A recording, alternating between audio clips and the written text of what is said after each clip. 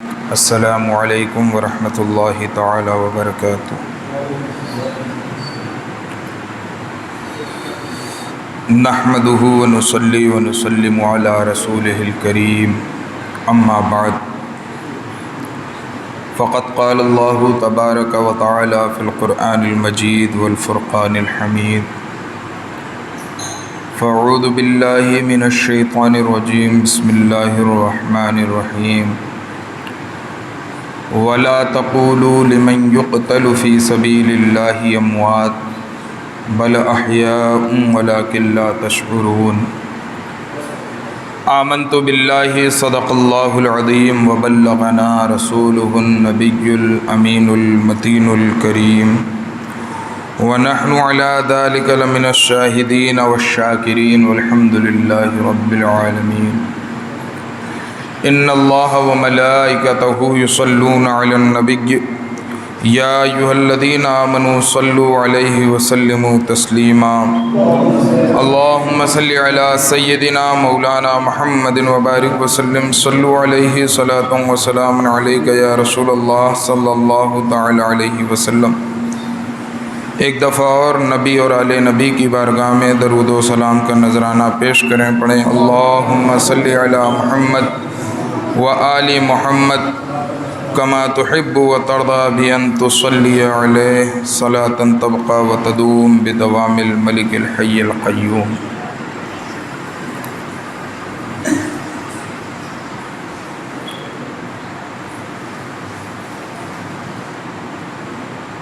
شاعر کہتا ہے، متی نے دل سے پوچھا ہے بتا کہ کیا حسین ہے۔ متی نے دل سے پوچھا ہے بتا کہ کیا حسین ہے، دھڑک دھڑک کے بول اٹھا صدا صدا حسین ہے۔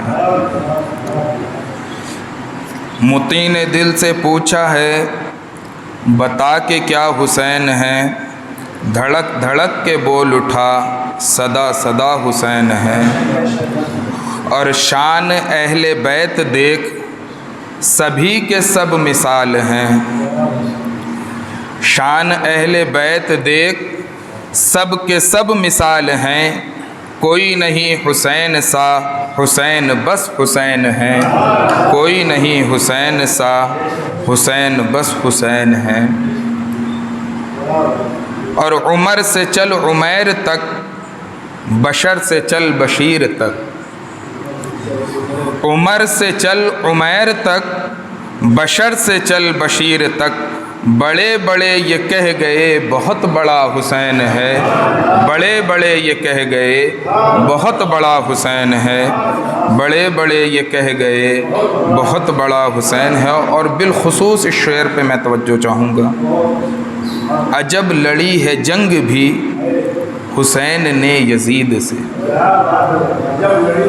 عجب لڑی ہے جنگ بھی حسین نے یزید سے، ہو اس سے بڑھ کے جیت کیا یزید تھا حسین ہے اس سے بڑھ کے جیت کیا یزید تھا حسین ہے۔ عجب لڑی ہے جنگ بھی حسین نے یزید سے، ہو اس سے بڑھ کے جیت کیا یزید تھا حسین ہے، ہو اس سے بڑھ کے جیت کیا یزید کیا حسین ہے، ہو اس سے بڑھ کے جیت کیا یزید تھا حسین ہے۔ اور ایک دوسرا شاعر کہتا ہے، حسین کو حسین مان لو۔ اصل تو اس کلام کو ترنم میں پڑھنے کے ساتھ مزہ ہے، لیکن چونکہ میں اس فیلڈ کا آدمی نہیں، بہرحال کلام دیکھیں، بس دو شعر اس کا پڑھوں گا۔ حسین کو حسین مان لو، امین بن امین مان لو۔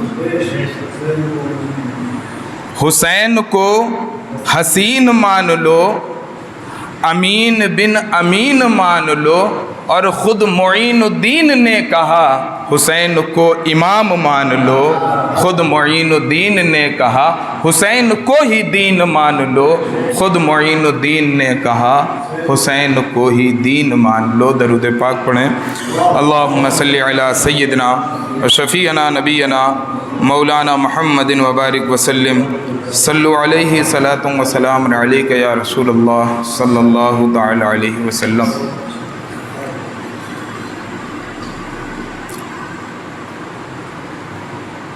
جیسا کہ آپ تمامی حضرات کو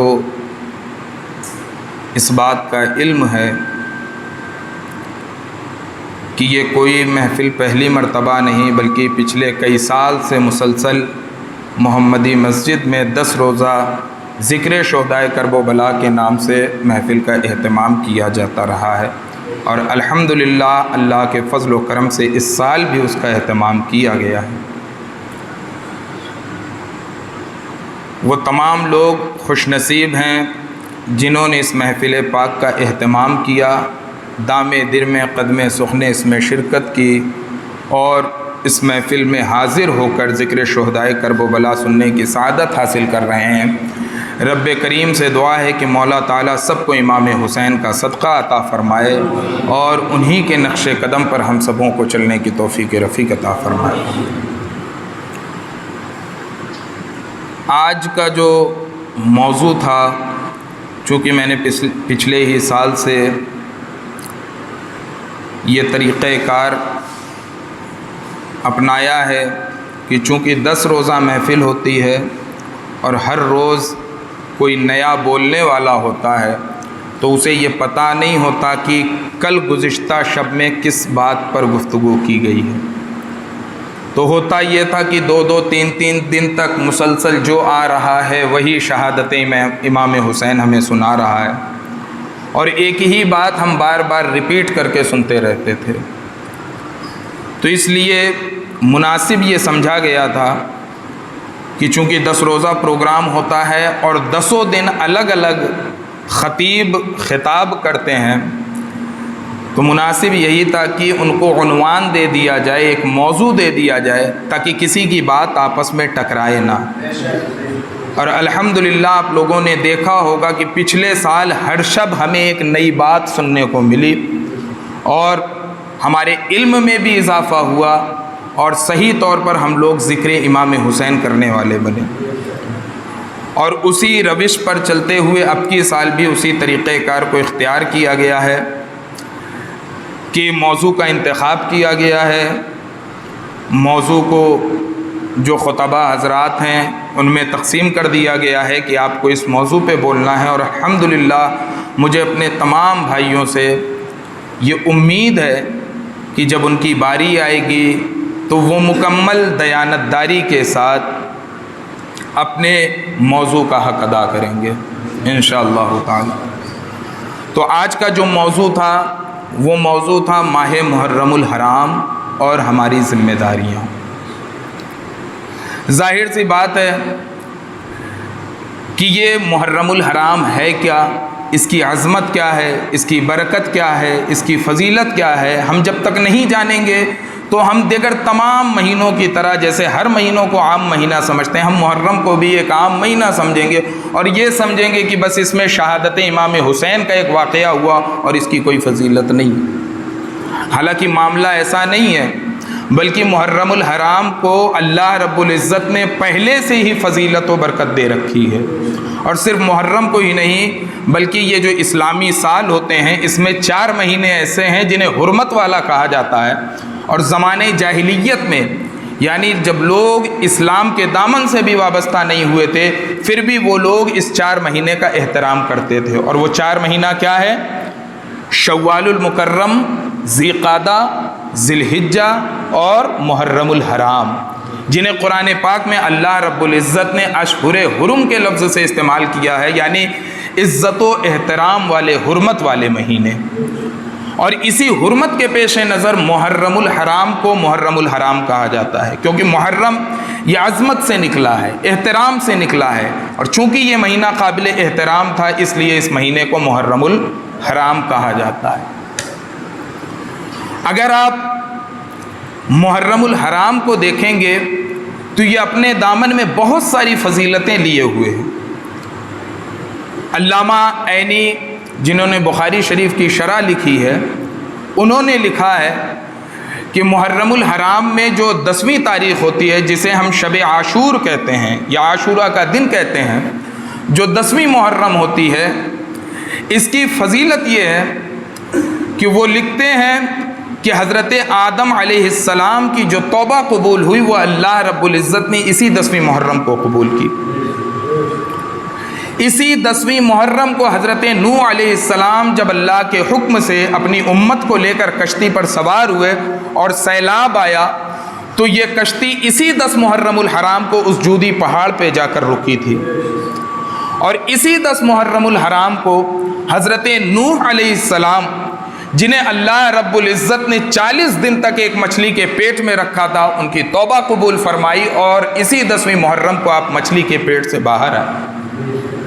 صرف یہی نہیں، آپ دیکھتے چلیں اس کی فضیلت۔ حضرت موسیٰ علیہ السلام کو ظالم بادشاہ فرعون سے اللہ رب العزت نے اسی 10ویں محرم کے دن نجات دی اور فرعون کو تباہ و برباد کیا، غرق کیا، اسے ہلاک کیا۔ اسی 10ویں محرم کو حضرت یوسف علیہ السلام قید سے رہا ہوئے، جو ایک لمبے زمانے تک قید میں رہے، اور اسی 10ویں محرم الحرام کو اللہ رب العزت نے حضرت یوسف علیہ السلام کو مصر کی بادشاہت عطا کی، اور اسی 10ویں محرم الحرام کو اللہ رب العزت نے حضرت یوسف اور آپ کے والد حضرت یعقوب علیہ السلام، جو ایک زمانے سے بلکہ کہہ لیں کہ بچپنے سے حضرت یوسف اور حضرت یعقوب جدا ہو گئے تھے، اور بیٹے کی جدائی میں اس قدر حضرت یعقوب روئے، آپ کی محبت میں روئے کہ آنکھ کی روشنی تک چلی گئی۔ اسی 10ویں محرم الحرام کو اللہ رب العزت نے باپ اور بیٹے کی ملاقات کروائی۔ اسی 10ویں محرم الحرام کو اللہ رب العزت نے حضرت عیسیٰ علیہ السلام کو آسمان پر اٹھایا ہے۔ تو یہ تمام فضیلتیں جو ہیں وہ محرم الحرام کو پہلے سے حاصل ہیں، لیکن ہاں اس حقیقت سے کوئی روگردانی نہیں کر سکتا کہ جو مقام، مرتبہ، اہمیت شہادت امام حسین کے بعد محرم کو ملی ہے، میں سمجھتا ہوں کہ وہ مقام و مرتبہ پہلے محرم کو حاصل نہیں ہے۔ میں اس کی فضیلت کا انکار نہیں کر رہا، اس کے مقام اور مرتبے کا انکار نہیں کر رہا، لیکن شہادت امام حسین کے بعد محرم کو جو وقار حاصل ہوا ہے وہ وقار پہلے نہیں تھا۔ اس لیے جب محرم کا مہینہ آتا ہے تو ہمیں باقی پچھلی روایتیں جو میں نے بیان کی وہ یاد ہو یا نہ یاد ہو، لیکن شہادت امام حسین ہر مسلمان بچے کو یاد ہوا تھا۔ تو محرم کو جو حقیقی اعتبار سے ایک مقام اور مرتبہ ملا وہ مولا امام حسین کے صدقے طفیل ملا ہے۔ تو چونکہ آج کا موضوع ابھی میں اس طرف نہیں جاؤں گا، انشاءاللہ کل سے جو بیانات ہوں گے پھر وہ اصل جو خاص طور پہ ہم محرم کو اہل بیت سے جوڑ کر دیکھتے ہیں، شہدائے کرب و بلا سے جوڑ کر دیکھتے ہیں، انشاءاللہ کل سے مسلسل اسی چیز پہ بیان چلے گا۔ اس موضوع کو تو اس لیے رکھا گیا تھا تاکہ ہمیں یہ بھی پتہ رہے کہ محرم میں صرف شہادت امام حسین ہی نہیں ہوئی، بلکہ اور بھی بہت سارے معاملات ہوئے، اور بھی بہت ساری فضیلت کا حامل یہ محرم الحرام ہے۔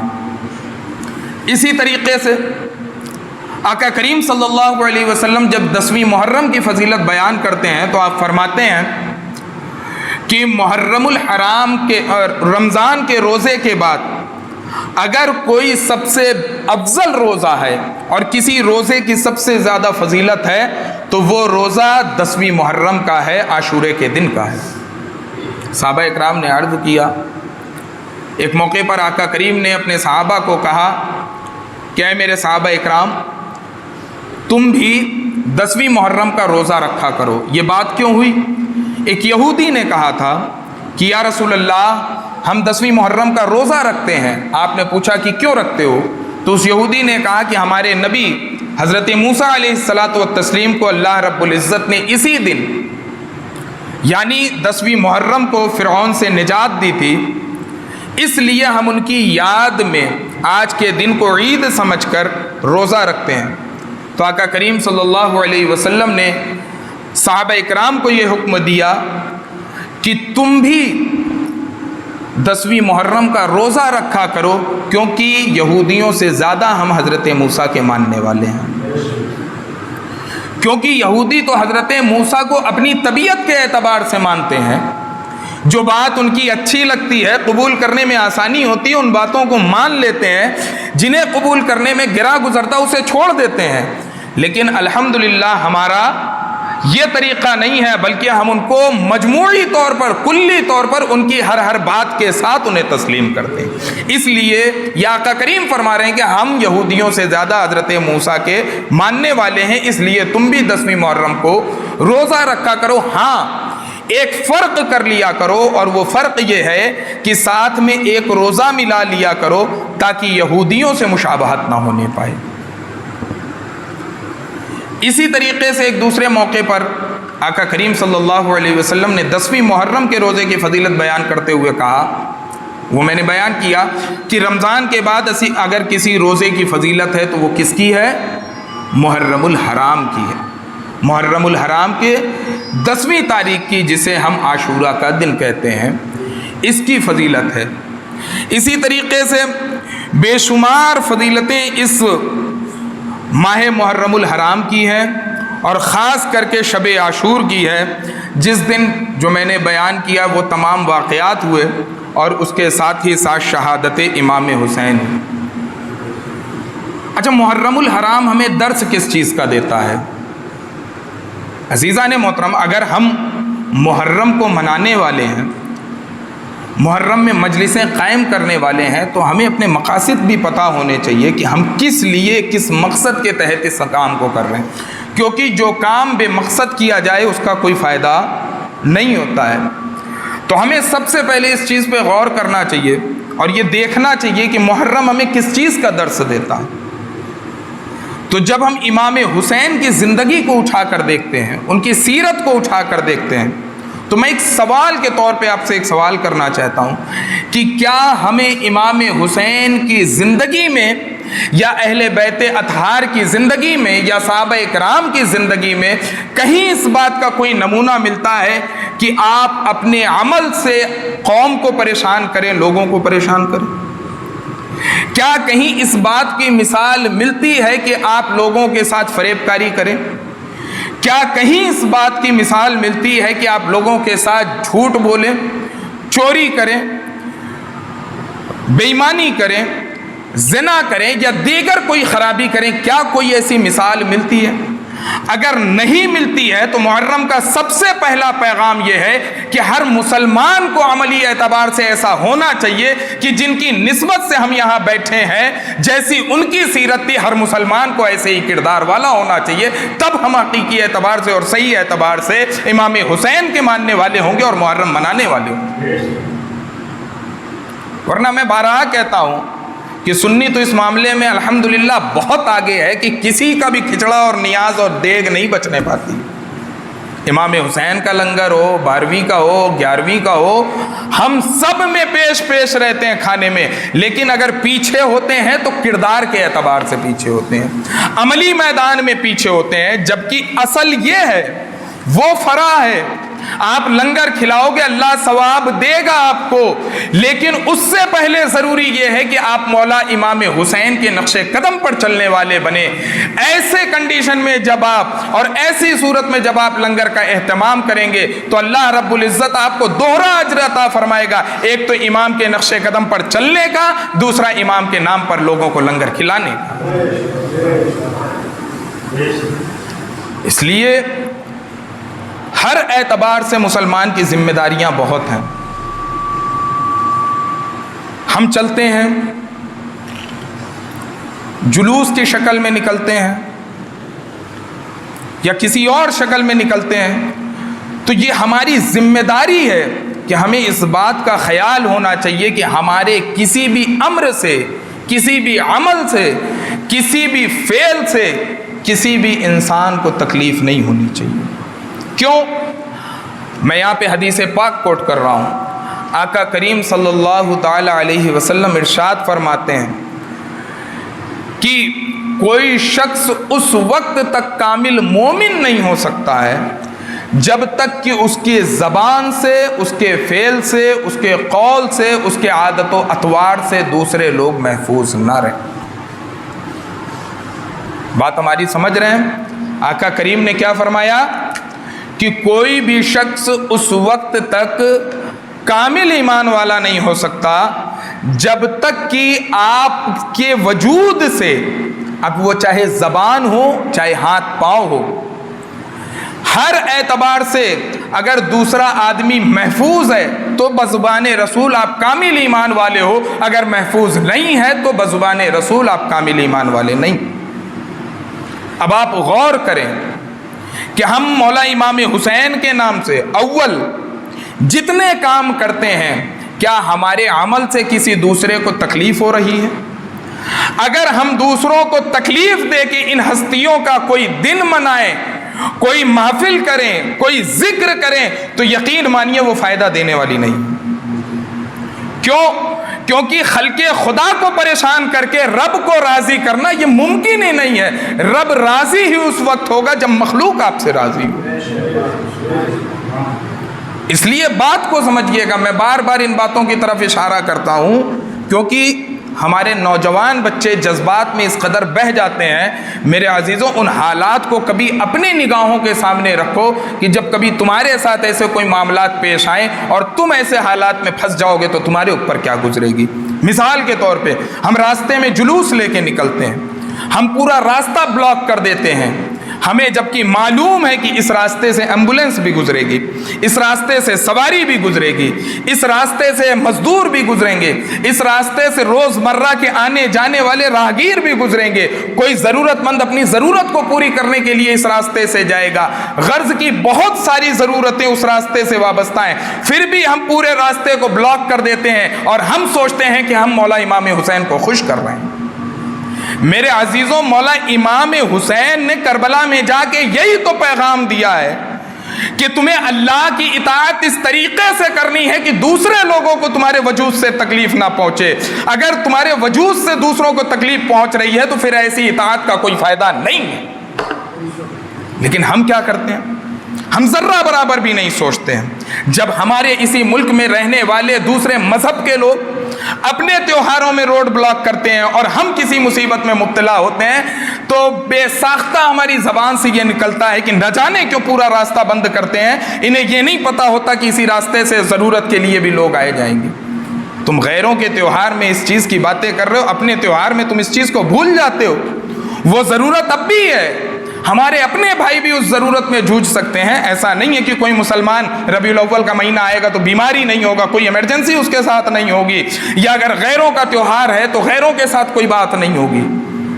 اللہ رب العزت قادر مطلق ہے، وہ ہر بات پر قادر ہے، جب چاہے جس کے ساتھ جیسا معاملہ فرما سکتا ہے۔ اس لیے یہ سب سے پہلی ہماری ذمہ داری بنتی ہے کہ ہم کوئی ایسا کام نہ کریں، کوئی ایسا عمل نہ کریں کہ ہمارے وجود سے، ہمارے عمل سے، ہمارے کردار سے ہمارے کسی بھی بھائی کو تکلیف ہوتی۔ جب تکلیف اور اس طریقے کی باتیں کی جائے تو یہ بات ہمیشہ ذہن نشین رکھیے گا کہ صرف کسی مذہب والے کے تعلق سے نہیں بات ہو رہی ہے کہ خالی مسلمان کو تکلیف نہ ہو، بلکہ انسانیت یہ ہے کہ آپ کے وجود سے کسی کو، مطلب چاہے آپ کے ملک میں رہنے والا آپ کا ملکی بھائی ہو، چاہے وہ ہندو ہو، چاہے سکھ ہو، عیسائی ہو، کسی بھی مذہب سے تعلق رکھنے والا ہو، آپ کے وجود سے اس کو تکلیف نہیں ہوگی۔ تب صحیح طور پہ امام حسین کا پیغام لوگوں تک پہنچے گا، تب لوگوں کو پتا چلے گا کہ امام حسین کے ماننے والے ایسے ہوتے ہیں کہ جن کے وجود سے کسی دوسرے کو تکلیف نہیں پہنچتی۔ اور میں ایک بات ہمیشہ اور بارہا کہتا ہوں، یہ ریپیٹ پہ ریپیٹ ہو رہی ہیں۔ اب چونکہ محرم کا موقع ہے تو کوشش یہ کریے کہ ہمیں خود نہ نعرہ لگانا پڑے کہ میں حسینی ہوں۔ بات کو غور سے سنیے گا، یہ سمجھانے والی بات ہے، میں کوئی تقریر نہیں کر رہا، بس آپ یہ سمجھ لیں کہ میں سمجھانے کی ایک کوشش کر رہا ہوں اور اللہ توفیق دے آپ کو سمجھنے کی۔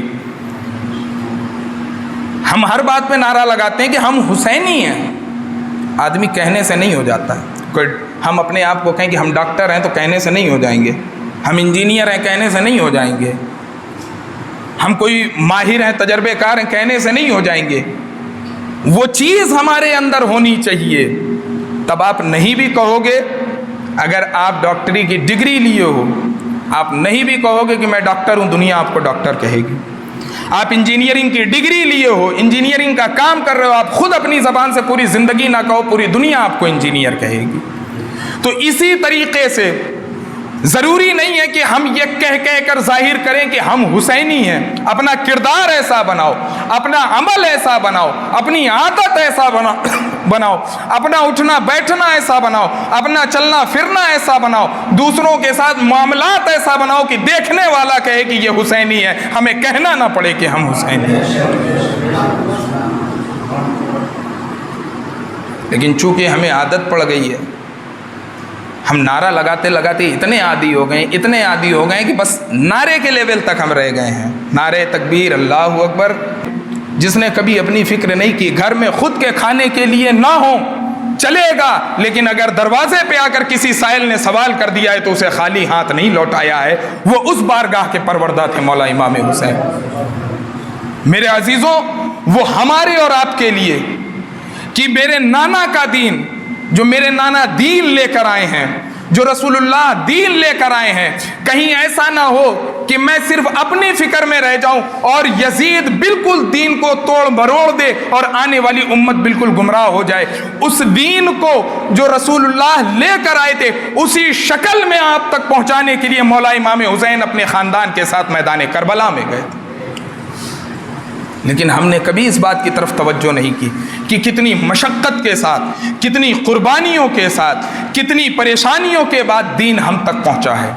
ہم کبھی اس بات کی طرف توجہ نہیں کرتے، اور افسوس تو یہ ہے کہ محرم جیسا مہینہ آنے کے بعد بھی ہمیں اس بات کی فکر نہیں ہوتی کہ وہ شہادت جو سب شہادتوں سے بڑھ کر ہے، دین کو ہم تک صحیح سلامت پہنچانے کے لیے پیش کیا گیا، لیکن اس کے باوجود بھی ہماری آنکھ نہیں کھلتی ہے، ہم ایسی غفلت کی نیند سو رہے ہیں۔ میرے عزیزوں، اب بھی وقت ہے، جاگو، ورنہ کل سب سے پہلے مولا امام حسین ہی آپ سے سوال کر بیٹھیں گے کہ میرے نام پر تم نے بڑے لنگر کھائے، بڑی محفلیں کی، بڑی مجلسیں سجائیں، کبھی میرے کردار جیسا اپنا کردار بنانے کی کوشش کی، کبھی میرے طریقے پر چلنے کی کوشش کی، کبھی میرے طرح عمل کرنے کی کوشش کی، کبھی میرے جیسا بننے کی کوشش کی، اس وقت کیا جواب ہوگا ہمارے پاس؟ کوئی جواب نہیں ہوگا۔ اس لیے اس رہتی دنیا میں ہی میرے عزیزوں ہمیں اپنا کردار مولا امام حسین جیسا بنانا ہے، تب ہماری زندگی بھی کامیاب ہوگی، آخرت بھی کامیاب۔ صرف محرم میں ذکر امام حسین کی مجلسیں کر لینا کامیابی نہیں ہے۔ میں اس بات کا انکار نہیں کرتا کہ اللہ بالکل اسے لغو قرار دے گا یا کوئی ثواب نہیں دے گا، مل سکتا ہے، لیکن اصل یہ نہیں ہے۔ ہمیں اصل تک پہنچنا ہے، اور وہ اصل امام حسین کی زندگی ہے، ان کی تعلیمات ہے جو امام حسین نے اس امت کو دی ہے، اس امت کے حوالے کی۔ تو میرے عزیزوں، یہ محرم الحرام کا جو مقدس مہینہ ہمارے سامنے آیا ہے، تو صرف یہ نہ سمجھیں کہ اس محرم الحرام میں ہی ہمیں ہر چیز کا احترام کرنا ہے یا اپنا کردار اچھا بنانا ہے۔ یہ محرم سال کی ابتدا میں آ کر ہمیں اس چیز کا درس دے رہا ہے کہ مولا امام حسین کا جیسا کردار تھا ویسا کردار بناؤ، اور سال کے 12 مہینے تک تمہارا ویسا کردار رہنا چاہیے۔ اگلے سال آ کے پھر میں تمہیں یاد دلا دوں گا، اگر کوئی کمی آئے گی تو اس کی اصلاح کر کے پھر حسینی کردار والے بن جانا۔ اگر اس طریقے پر ہم عمل کریں گے تو ہمیں یقین ہے کہ مولا امام حسین بھی ہم سے خوش ہوں گے، مولا علی بھی خوش ہوں گی، بی بی فاطمہ بھی خوش ہوں گی، اور سب سے بڑھ کر آقا کریم صلی اللہ علیہ وسلم بھی ہم سے خوش ہوں گے۔ لیکن اگر ہم صرف سطح پر رہ گئے، صرف اوپر کی باتوں میں رہ گئے، صرف نعرے میں رہ گئے، تقریر میں رہ گئے، لنگر میں رہ گئے، اگر صرف انہی چیزوں میں ہم مشغول رہ گئے تو یقین مانیں ان شخصیات میں سے کوئی بھی ہم سے خوش ہونے والا نہیں۔ آج بڑا آسان بن گیا ہے، ایک لفظ محبت کو لے لیا گیا ہے، ایک لفظ عشق کو لے لیا گیا ہے، اور ہم سمجھتے ہیں کہ اس سے آسان لفظ کوئی نہیں ہے۔ میرے عزیزوں، اس کی حقیقت اٹھا کر تم دیکھو، تب تمہیں پتہ چلے گا محبت کہتے کسے، عشق کہتے کسے ہیں۔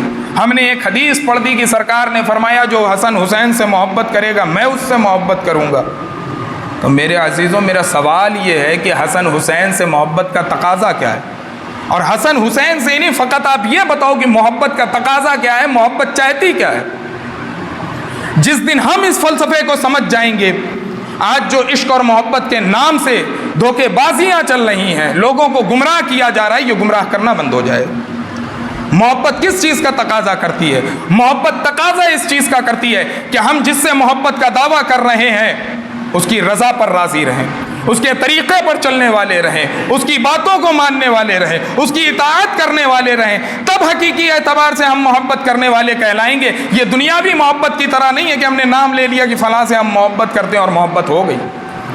اس چیز کا نام محبت نہیں ہے، اس فریب میں مت رہنا۔ محبت تو ایسی ایسی چیزوں کا تقاضا کرتی ہے، یہ محبت ہی تھی۔ میں تھوڑا سے اپنی بات کو ڈائیورٹ کرتا ہوں اہل محبت کے لیے، یہ محبت ہی تھی جو مولا امام حسین کو کربلا کے میدان تک لے کر گئی۔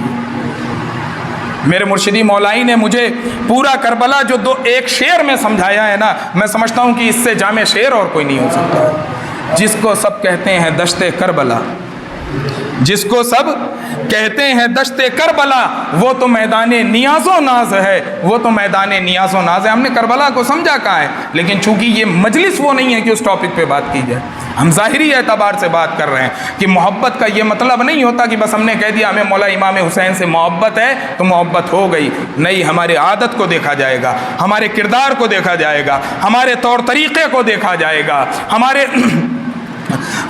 اٹھنے بیٹھنے کو دیکھا جائے گا، ہمارے چلنے پھرنے کو دیکھا جائے گا، ہماری سیرت کو دیکھا جائے گا۔ اگر وہ سیرت اس سیرت سے ٹیلی کرتی ہوگی، میچ کرتی ہوگی، ملتی ہوگی، اسی طریقے پر ہم چلنے والے ہوں گے، تب تو ہم یہ کہلائیں گے کہ ہم جس سے دعویٰ کر رہے ہیں اس کے محبت کے دعوے میں سچے ہیں۔ ورنہ صرف ہم زبان سے دعویٰ کر رہے ہیں اور حقیقت میں کچھ نہیں ہے تو یہ محبت کوئی محبت نہیں ہے، یہ صرف ایک زبانی جمع خرچ ہے، ایک دعویٰ ہے جس دعوے کا حقیقت سے کوئی تعلق نہیں۔ لیلا مجنو کے واقعات نہیں پڑھو گے تو پتہ چلے گا کہ محبت کسے کہتے ہیں۔ پھر محبت کتے کو بھی چمواتی ہے اور نقصان پہ بھی ناچ کرواتی ہے۔ محبت اس چیز کا نام ہے۔ تو میرے عزیزوں، محبت کو اتنا آسان نہ سمجھو، دعا کرو کہ اللہ رب العزت ان کی سچی محبت ہمارے دلوں میں پیدا کر دے، کیونکہ سچی محبت پیدا ہوگی ہمارا دل گوارا ہی نہیں کرے گا کہ مولا 5 وقت کی نماز کی پابندی کرے، ہم 1 وقت کی بھی نماز کی پابندی نہ کریں، یہ ہمارا ایمان ہی نہیں گوارا کرے گا۔ مولا 30 روزے رکھے رمضان کے، ہم 1 دن کے بھی روزے نہ رکھیں، یہ ہمارا ایمان ہی نہیں گوارا کرے گا۔ محبت تو نام ہے کہ محبوب کی مرضی پر اپنی مرضی کو قربان کر دینے کا نام محبت ہے۔ اللہ سے محبت کا دعویٰ ہے، اللہ نے جو کہہ دیا، اب اس کے آگے کیوں، کس لیے، میں ایسا کیوں کروں؟ اگر یہ سوال ہوا تو یہ سوال بتاتا ہے کہ آپ کو اس ذات سے حقیقی محبت نہیں۔ اسلام کا آخری مہینہ گزرا، وہ بھی قربانی کا۔ حضرت ابراہیم کو اللہ نے حکم دیا، سوال نہیں کیا مولا کیوں، کسی اور کی قربانی لے لے، کیوں؟ کیونکہ حضرت ابراہیم اپنے محبت میں سچے تھے۔ محب کا حکم تھا، وہ جانتے تھے کہ محبوب کی رضا میں ہی رہنا یہ اصلی محبت ہے، اور اللہ نے حکم دیا، آپ نے وہ کر دکھایا۔ اور پھر اسی شہادت کو انجام تک پہنچانے کے لیے میدان کربلا میں امام حسین آئے، اللہ نے حکم دیا، محبوب کی مرضی تھی، محب اسی چیز پہ قربان ہوئے۔ میرے عزیزوں، صرف اتنا ہی کہنے کا مقصد ہے کہ آج ہم جو محرم کی پہلی مجلس میں بیٹھے ہیں، ذکر شہدائے کرب و بلا میں، جب 10ویں مجلس کے بعد ہم اٹھیں تو اس کردار کے ساتھ اٹھیں کہ ہمارے اندر حسینی کردار نظر آنا چاہیے، ہمارے طور طریقے میں حسینی کردار نظر آنا چاہیے۔ اگر یہ چیز ہمارے اندر پیدا ہو گئی تو یقین مانیے ہمارا محمدی مسجد میں بیٹھ کر 10 روزہ ذکر شہدائے کرب و بلا کی مجلس کو سننا کامیاب ہو جائے گا۔ لیکن جس طریقے سے آئے تھے خالی دامن، ویسے ہی خالی دامن اگر ہم واپس چلے گئے تو پھر آپ یہ سمجھ لیجئے کہ 10 روزہ محمدی مسجد میں بیٹھ کر ذکر شہدائے کرب و بلا کی مجلس سے جیسا فائدہ حاصل کرنا چاہیے تھا، آپ ویسا فائدہ حاصل نہیں کر سکے۔